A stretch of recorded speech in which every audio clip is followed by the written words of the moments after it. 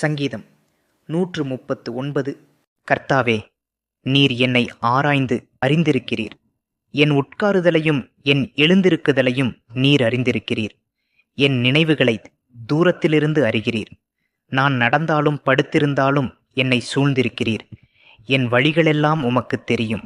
என் நாவில் சொல் பிறவாததற்கு முன்னே, இதோ கர்த்தாவே, அதையெல்லாம் நீர் அறிந்திருக்கிறீர். முற்புறத்திலும் பிற்புறத்திலும் நீர் என்னை நெருக்கி உமது கரத்தை என்மேல் வைக்கிறீர்.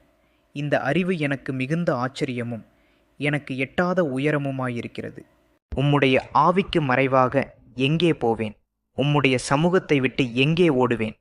நான் வானத்திற்கு ஏறினாலும் நீர் அங்கே இருக்கிறீர். நான் பாதாளத்தில் படுக்கை போட்டாலும் நீர் அங்கேயும் இருக்கிறீர்.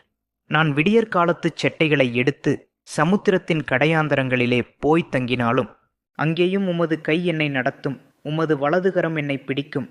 இருள் என்னை மூடிக்கொள்ளும் என்றாலும் இரவும் என்னைச் சுற்றி வெளிச்சமாயிருக்கும்.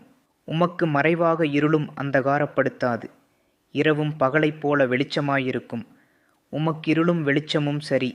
நீர் என் உள்ளிந்திரியங்களை கை கொண்டிருக்கிறீர். என் தாயின் கர்ப்பத்தில் என்னை காப்பாற்றினீர். நான் பிரமிக்கத்தக்க அதிசயமாய் உண்டாக்கப்பட்டபடியால் உம்மை துதிப்பேன். உமது கிரியைகள் அதிசயமானவைகள். அது என் ஆத்துமாவுக்கு நன்றாய்த் தெரியும். நான் ஒளிப்பிடத்திலே உண்டாக்கப்பட்டு பூமியின் தாழ்விடங்களிலே விசித்திர வினோதமாய் உருவாக்கப்பட்ட போது என் எலும்புகள் உமக்கு மறைவாயிருக்கவில்லை.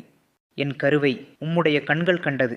என் அவயவங்களில் ஒன்றாகிலும் இல்லாத போதே அவைகள் அனைத்தும் அவைகள் உருவேற்படும் நாட்களும் உமது புஸ்தகத்தில் எழுதியிருந்தது.